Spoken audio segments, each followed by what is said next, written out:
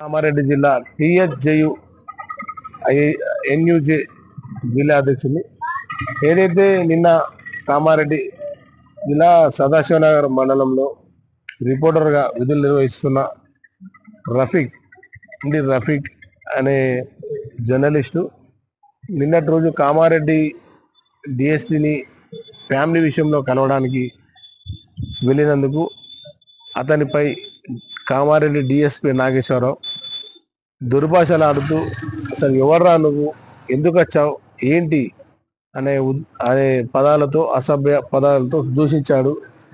అతని వైఖరి మార్చుకోకపోతే పెద్ద ఎత్తున ఆందోళన చేపడతాం. దాన్ని నిరసిస్తూ టిహెచ్జేయు ఆధ్వర్యంలో ఈరోజు కామారెడ్డి జిల్లా ఎస్పీ కార్యాలయంలో అడిషనల్ ఎస్పీ నరసింహారెడ్డి గారికి ఫిర్యాదు చేయడం జరిగింది.